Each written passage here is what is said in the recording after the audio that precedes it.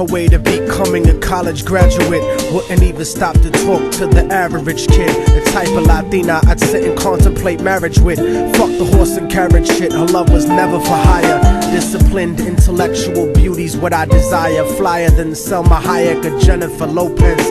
Everyone told me kicking it to her was hopeless. At first I just thought she didn't mess with broke kids. The thug niggas always talking about how they smoke kids, but the rich sniff coke kids got no play. I'm not even interested what her body language would say. Everyone around the way gave up trying to get in it, cause didn't matter how good your game was, she wasn't with it. All the block bitches was jealous but wouldn't admit it. Talk shit and deny to everyone that they did it, cause they regretted the long list of niggas that they let hit it. And no one ever gave them shit except McDonald's and did it. Smoking weed with thoughts of envy whenever they lit it. She spoke intelligently and they bit it, always trying to copy, but when they tried to use her vocab they sounded sloppy. She had a style all her own, respectful and pure. I was sick in the head for her and there wasn't a cure.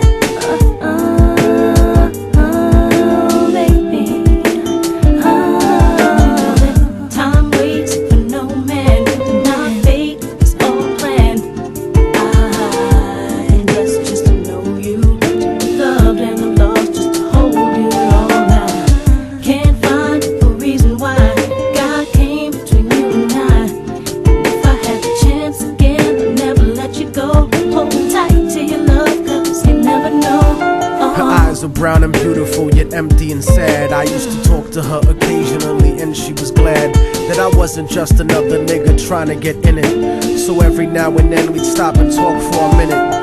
I didn't have a gimmick, so the minutes turned to hours. On her birthday, I gave her a poem with flowers. Then I took her out to dinner after her cousin's baby shower. We talked about power to the people and such. We spent more time together, but it was never enough. I never tried to sneak a touch or even cop a feel. I was too interested in keeping it real, perfectly honest and complete. She would always call me cariño and never technique. Bought me a new book to read every 2 or 3 weeks, forever changing the expression of my thoughts when I speak. It was because of her I even deaded all of my freaks. She convinced me to stop hanging out on the streets, to stop robbing and stealing from people like you. Instead I took her out to the Apollo and the Bronx Zoo, Museo del Barrio and the Metropolitan too. Got to the point where I was either with her or my crew. So I decided one day to tell her my feelings was true. I couldn't live without her, so I told her face of my fears. But honey's only response was a face full of tears. She could only sob hysterically, holding me tight. I tried to speak, but she wouldn't stop until I left sight. I felt like a moth who got himself too close to the light. Except I didn't burn, I turned cold after that night. Yeah. Don't you know that time waits for no man, and our fate is all planned.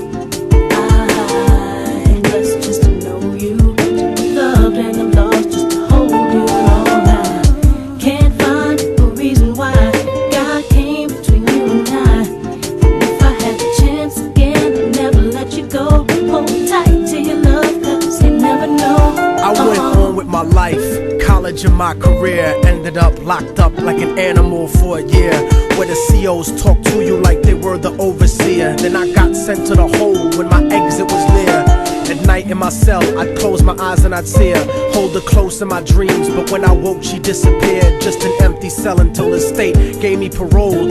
In the summer, came back intact and on track. But the fact of the matter is I still felt cold. Even after my mother hugged me crying at home, my real niggas would catch me thinking out of my zone, fucking lots of different women, but I still felt alone. Relatively well known around the New York underground, but I kept thinking of her and how we used to be down. The sound of her voice and the beautiful smell of her hair, though gone physically, somehow it was still there. I had to do something because the shit was too much to bear.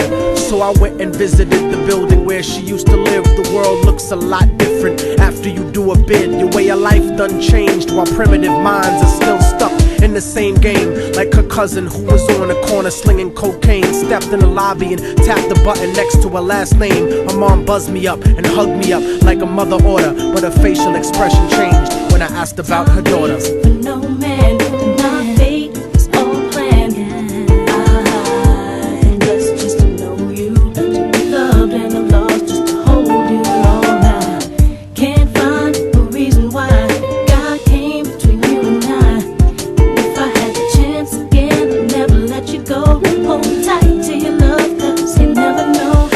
told me that there was a note for me that was left behind, and she had left it there waiting for such a long time. I was inclined to ask about it, but she brought it up first. I saw a tear swelling up in her eye, and then she cursed. She told me where the letter was, and I started thinking the worst. Reversed my position, stepped over and opened the door, and sure enough there was an envelope with my name on the floor. Nobody loves you more than me, cariño's what the letter said. By the time you get to read this, I'll probably be dead. But when you left in 97, a part of me went to heaven. I thank God at least I got to know what love really was.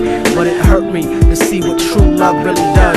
Cause even though we never made love, you were all that there was. It was because I loved you so much that I had to make you leave. You made me doubt the way I thought, you made me wanna believe. And then I slipped up and I let you get close to me. It was hard to not be openly when people spoke to me. This was not the way I thought my life was supposed to be. Baby, don't you see? I had a blood transfusion that left me with HIV. Hope didn't exist for me since late in 1993. I died a virgin. I wish I could have given myself to you. I cried in the hospital cause there was no one else but you. Promise that you'll meet me in paradise inevitably. No matter what, I'll keep your love forever with me. What happened for the rest of the day is still a blur, but I remember wishing that I was dead instead of her. She was buried on August 3rd. The story ends without a sequel, and now you know our technique. Don't fucking fall in love with people. Hold the person that you love closely if they're next to you. The one you love, not the person that simply has sex with you. Appreciate them to the fullest extent, and then beyond, cause you never really know what you got until it's gone.